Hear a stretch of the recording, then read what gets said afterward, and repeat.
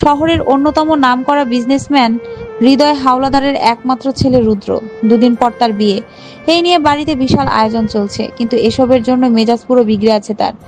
এক বাচ্চা মেয়ের সাথে তার বাবা তাকে বিয়ে দিচ্ছে। মাত্র 18তে পা দিয়েছে। অষ্টাদশী মেয়েটাকে সে এখনো দেখেনি, শুধু শুনেছে খুব গরিব ঘরের।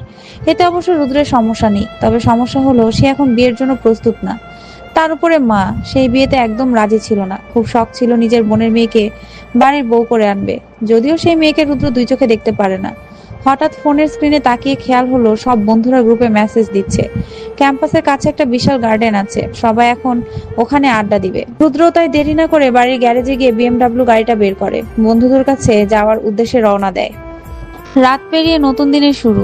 অহনা কাঁধে কলেজ ব্যাগটা ঝুলিয়ে ভার্সিটির মাঠে দাঁড়িয়ে আছে। ওর দুই বান্ধবীর আসার কথা ছিল, এখনো আসছে না দেখে ও বেশ বিরক্ত। একা একাই তাই মাঠে ঘুরে বেড়াচ্ছে। না জোরালে হয় না। ফাহিম বিরক্ত হয়ে জবাব দেয়, আমরা কি সেরকম খারাপ ছেলে? অবশ্যই না। কেউ বলতে পারবে তাদের সাথে খারাপ কিছু করছি? না, তবে এখন এ মেয়ের হিসাব আলাদা। বিনা দোষে আমাদের দোষী বানিয়ে রাখছেন। এখন একটু ভয় না দেখালে বেশি বার বেড়ে যাবে। চল তো আরিয়ান, ভাইকে কি অপমানটাই না করলো? অহনা চারপাশে ঘুরে ঘুরে সবটা দেখার সময় খেয়াল হলো কয়েকটা ছেলে তার পিছু নিয়েছে। মনে মনে ভাবে, দেখে তো সিনিয়রই মনে হচ্ছে, আবার নতুন ঝামেলায় পড়লো নাকি? উগান্ডা জামুগা, ধুর, সব শুধু আমার সাথেই হয় কেন? এই যে মিস, দাঁড়াও। কথাটা বলেই সব ছেলেরা এসে অহনাকে গোল করে চারিদিকে ঘুরতে থাকে। অহনা কয়েকবার যেতে নিয়েও পারছে না, কি একটা জ্বালা। কি সমস্যা ভাইয়া, যেতে দিন। ওরে বাস, এর দেখি খুব তেজও আছে। নাম কি? কেন বলবো? ওরা হেসে ওঠে। সিয়াম কথার ফাঁকে অহনার হাত থেকে ছো মেরে ফোনটা নিয়ে নেয়। আরে, আমার ফোন দিন।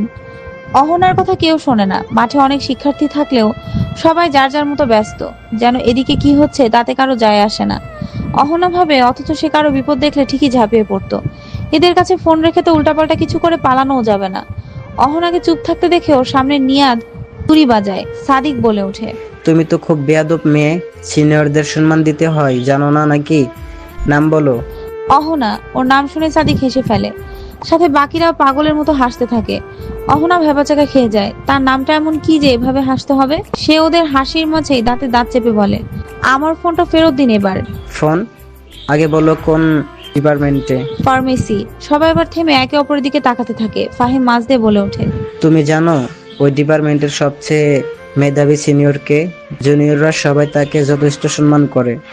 স্যারদের মতোই সবাইকে সবকিছুতে হেল্প করে। আর তুমি কি না তাকেই?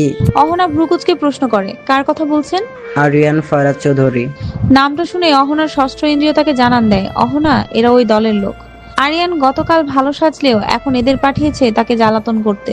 এদিকে ফাহিম জিহবায় কামড় দিয়ে ইশারায় বাকিদের বলতে থাকে, তারা খুব বড় ভুল করে ফেলেছে। আরিয়ান ভাই জানতে পারলে তাদের কাঁচা চিবিয়ে খেয়ে ফেলবে। ফাহিম আমতা আমতা করে ফোনটা অহনার হাতে দিয়ে বলে, শুনো মেয়ে, বেশি উঠতে যেও না, ভদ্রভাবে থাকো। খামোকা ভাইরাল হওয়ার আশায় যার তার সাথে লাগতে যেও না। এখন সবকিছু আমাদের হাতে। অহনা ফোন হাতে পেয়ে অগ্নিদৃষ্টিতে ফাহিম ও সবার দিকে তাকায়। সবাই কিছুটা ভয় পেয়ে যায়। টাইম পাস করতে এসে দলের মাঝে গন্ডগোল পাকিয়ে দিল বেচারাগুলো। অহনা হনহন করে সেখান থেকে ওদের ধাক্কা মেরে নিজের ক্লাসরুমের দিকে চলে যায়। সিয়াম বলে ওঠে, মেয়ে তো নয়, যেন গরম ফুটতে থাকা তেল, পানির ছিটা দিলেই স্যাঁত করে ওঠে। সকালে নাস্তা শেষ করে পার্টি অফিসে দেখা করতে গিয়েছিল আরিয়ান। একের পর এক দুর্নাম যেন থামছেই না। মনে হচ্ছে অন্য সব দল এক হয়ে ওদের শিকড় উপড়ে ফেলতে চায়, তবে আরিয়ান ওর শেষ দেখে ছাড়বে। বাহিরের কাছে একটা পার্কিং এরিয়াতে নিজের বাইকটা রেখে চাবি আর হেলমেট হাতে নিয়ে ও চায়ের দোকানে আসে। আরিয়ানের বাবা একজন সরকারি চাকরিজীবী, মা একটা প্রাইমারি স্কুলের মালিক। কাছে আছে সেই স্কুলটা, মোটামুটি এলাকায় ভালো নামডাক আছে ওদের পরিবারের। টাকা পয়সাও কম নেই। আরিয়ান চাইলে বাকি বন্ধুদের মতো দামি গাড়িতে চলাফেরা করতে পারে, তবে বাইক হলো ওর অন্য একটা ইমোশন। তাই ব্র্যান্ডের সবচেয়ে লেটেস্ট ভার্সনের দামি বাইকগুলো ওর কাছে থাকে। বাসার গ্যারেজে কয়েকটা বাইক পড়ে আছে।